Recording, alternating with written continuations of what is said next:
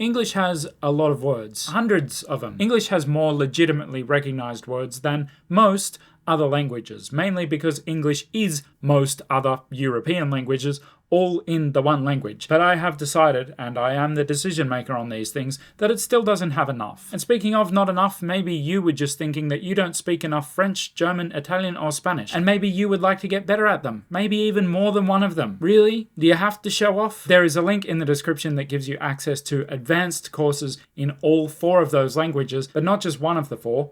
All 4 of them for the price of just one of them. So if you buy any one of them, you get the other 3 courses completely free. They are advanced courses, so they do assume some knowledge of the language already. Maybe you're like good at French and you would like to be better, but also one day you would like to improve upon or learn German and then get better at that from there. You get what I'm saying? You could like one day learn German, and then when you're ready, you've got the advanced course ready to go in it, or French or Italian. You're only buying one anyway. You get 3 for free.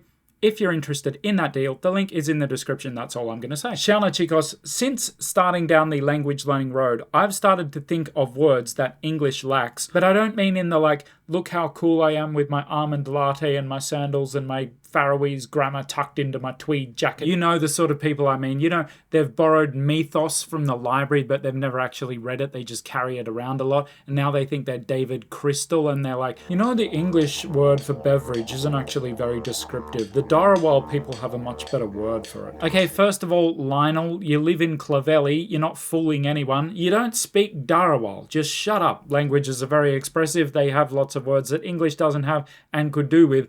I'm just saying that I think a lot of the people who are like, oh yeah, English doesn't have a good word for this, the German word is better. You're just showing off that you know some words in that language. Chances are you don't speak that language or English very well. Yeah, that's what I just said to an entire audience of keen language learners. Pretty hardcore. Oh, look, I'm not talking about you guys, okay? You guys are legit, but you guys know exactly who I'm talking about. They've learned like 11 words of Russian and they think they're freaking Dostoevsky. So here are maybe 5 words that English does not have that I think it could use. Okay. Ooh, I probably should not put my water on the microphone. Speaking of words, because I always am, that's what my channel's about. Anyway, I found out that the word electrocuted doesn't mean what most people think it means, which is just like get electricity in your body and go, whoa, that's not electrocuted. Electrocuted technically means death by electric shock. So if you live, you haven't been electrocuted. An electrician told me that, and apparently among electricians, the thing where you go like, bzz, that is called, well they call it here in Australia, copping a belt. As in like, you're copping a belt of electricity. Like, that was a belt. Yeah, that's a bonus one. Absolutely not meant to be in this video. If you ever do get shocked by electricity, which please try and avoid that at all costs, but if you do, you can call it copping a belt. Unless you die, then you can call it being electrocuted, but you won't be here, so sorry. Moving right along, number 1 is very quick and easy, and it's stupid. I know it probably doesn't really need a word, but I know that you guys have experienced this. So you know when you order something from eBay or Amazon or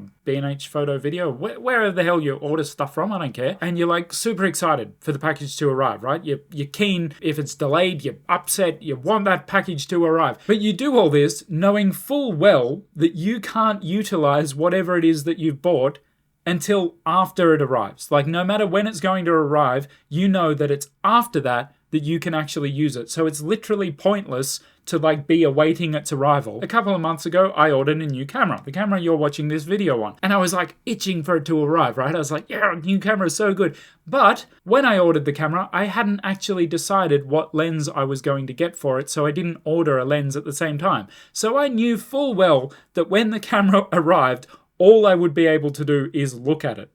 But I was still excited. Now the second one comes from Swedish, but I promise I'm not being the Faroese grammar in the tweed jacket and almond latte guy. There are obviously plenty of words in Swedish that don't have direct English translations, and there are also tons the other way, probably even more the other way. But the one that I most regularly find myself wanting to use, and I actually get frustrated that it doesn't properly exist in English, is jobbigt. If there were a literal translation of jobbigt, which there isn't because there's no literal translation of anything ever, that's not what a translation is, but if there were one, it would be work-ish. Jobb is work or job, and it describes something like an adjective, so it's work-ish or work-like. But more accurately, your bit or your big or your bigger, depending on conjugation, describes a bunch of different kind of feelings, and some of those feelings all at once. There's like wearisome and annoying and awkward. Where I find myself wanting to use it the most is when something that I have to do is not particularly difficult, like you can describe the steps of it very easily, but it shouldn't be as many steps as it is. And in English, we can say like, oh, this was really annoying, or this was a hassle, or it was a pain, or I'll be describing that situation to a friend or something, and I was like, it was just jobbigt som fan. A Swede would just say, alltså, det var jättejobbigt. And it's kind of like they're saying like, it became so annoying that it was like work. It was workish. And there are tons of other things that your bit or your big or your bigger is used for. Even like unwieldy, like if you're holding something really big and it's like hard to carry, and Swedes would just say your bit. It just encapsulates all those things all at once. Great word. Okay, number 3 is pretty quick, but not necessarily that easy. So stay with me. Listen up. You know, whenever you're discussing anything artistic, movies, music, whatever, and people say like, oh, it's subjective, as if to say like, you can never say that like this thing is better than this thing, even though you can. You know, there are situations where it's like, everyone accepts that this one is better than this one. But we're not allowed to say that because we don't have the tools to objectively measure art. It's the record we've been listening to and enjoying. Well, that's unfortunate because it sucks ass. We need a word that describes things that are only technically subjective, in that all this kind of stuff is subjective, but if you look around you, you see tons and tons and tons of evidence that one thing is better than another. Now, I haven't thought like really carefully about what form I think this word should take on, but I think that I would make it a verb that actually just means to be collectively agreed upon by most people, and that verb would be to abstute, but it most regularly can't be used in its verb form because a person themselves cannot abstute something. The adjective then would be abstuted and the adverb abstutely. I've got my example written here, don't mind if I read it. For example, the 1960 original of Psycho is abstutely a better film than the 1998 remake. See, that way we've avoided saying that it is objectively a better film, but like everyone knows it is. You don't need to disagree on that. We can just go like, yeah, that's accepted as the truth.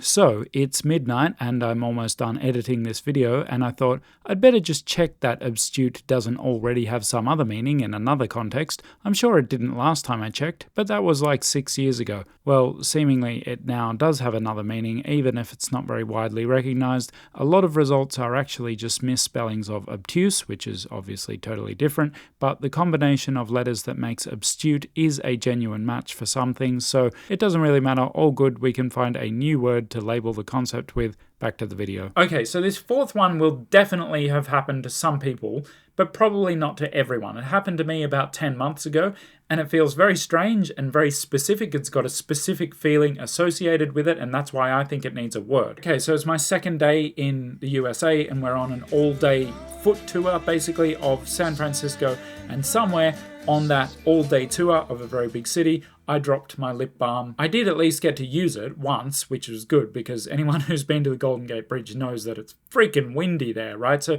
I did use it, but then second day of the trip, gone forever, lost. Tragic circumstances, I know. Now, about a week later, I had to walk to the post office, USPS, in San Jose, and it was quite a long walk. I've actually mentioned this in a video before. That is how interesting my life is. Walking to the post office has become a core memory for me. Anyway, I didn't know the way, obviously, so I'm following maps on my phone the whole way there. But on the way back, I was obviously more confident about where I was going, so I was just referring to my phone every now and then, just making sure I was going back. And I came to cross this like big, I think it's a couple of football fields and maybe a children's playground over to this side or something. Like it's like just a big open park. So it's just straight across this open grass field. And I happened to be looking at the ground. In the grass, like down in there, I see a lip balm, a chapstick. You're thinking, gross. You didn't pick that up and use it, did you? That's literally been on someone else's mouth.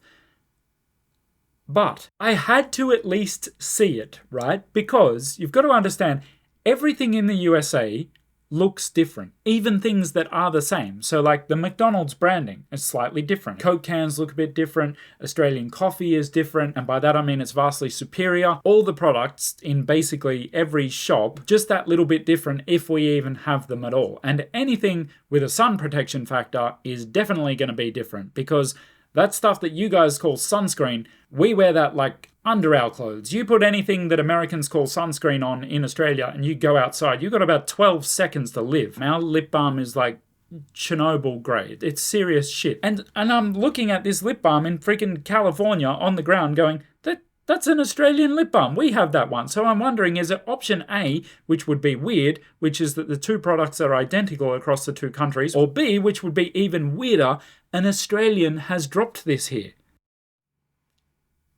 It was mine. I didn't drop it in San Francisco. I thought I did, but I just put it in one of my many pockets, forgot which pocket I put it in, couldn't find it, dropped it on the way to the post office in San Jose, and then coming all the way back in a grass field, like in the middle of nowhere, the most unlikely place that I would see anything that I dropped, I looked at the ground right as I had dropped my own lip balm. Weird as. That's what I think we need a word for. When you find something that you didn't even know you'd lost, but I don't mean like in your house, like when you find it elsewhere. Not to try and overanalyze this or anything, as if I haven't done that already, but I think the reason it feels so weird is that it actually puts you in the same situation that you were in before, but it seems like it should be more amazing than that. You imagine you didn't know you'd lost your keys, and then a week later you found your keys in the middle of like a giant city. That would be incredible. But at the same time, you're like, well, I guess I've got my keys now. Weird feeling. What should the word be? Let me know. Now, this last one comes from Tim Urban, who is the author of Wait But Why. But I think it needs some more unpacking, because he's given it a word and it's the wrong word. Additionally, he gives a great example of what it is that makes me feel like I understand exactly what he means. And then he gives some examples that are like, nope, that's not it. That's a different thing. Now, am I being so bold as to correct the author of Wait But Why on his own concept? I am, but I think you'll agree with me. Now, the word he is suggesting, which I presume is an adjective, is cluey. And it's a feeling of sadness on behalf of someone else whom you perceive as having felt sadness over something, except that that person probably got over the thing very quickly, and they've probably forgotten that it even happened, but in your mind, it's this like great tragedy, and you keep kind of thinking back on it like, oh, it was so sad. When you actually think about it, you realize that that person probably didn't really care. That is a very real thing. That is the thing we need a word for. Credit to Tim Urban. But the word should not be cluey, because that's already a word. Now, it must be different in the States, but where I'm from, and probably in the UK as well, cluey, slang/informal language to describe someone who is switched on, sharp, hard to slip something past. Describing someone who is not easily fooled or confused. They are a cluey person. So yeah, we can't use that word. I mean, we already have enough terms that are confusing between the different dialects of English. We don't need to add another one. Additionally, Tim's opening example is fantastic. It is such a good definition. If you haven't understood what is meant by the word based on my description of it, go and read the article. Read particularly the opening example, and you will understand exactly what he means. But then he goes on to mention some examples where I'm pretty sure the person would actually have felt quite sad, and maybe even still feels that sadness. So basically, I think it's a fantastic concept to put a word around, but I don't think Tim has quite gotten it right. And I also think that it needs a different word, because cluey already exists and doesn't mean that at all. So what do you think the word should be? I've got at least 5 more of these, and I was going to put them all in one video, but then I was like, my videos are always too long and no one watches them, so what am I doing here? Anyway, I should mention those advanced courses like buy one, get 3 free. Of course, it doesn't have to be for you. Like if you're learning German and you know someone else who's learning French, then you can just send them the link to the French thing. So yeah, it works that way. You can do that. Links in the description. And the other thing I should mention is go and watch my video that has a thumbnail that looks like this and a title that I may change, but at the moment looks like this. quite often, my most popular videos are some of my worst, and people are like, oh, this is great, thanks for this video. I'm like, you should see an actually good video. Go and see for yourself. Could I make better videos? Is this the best I can do? Who knows? But it's not this. I'll tell you, this is not the best I can do. That video is pretty close. Go and watch it. Bye. Lo quiero. Espera, ¿qué? ¿Cómo?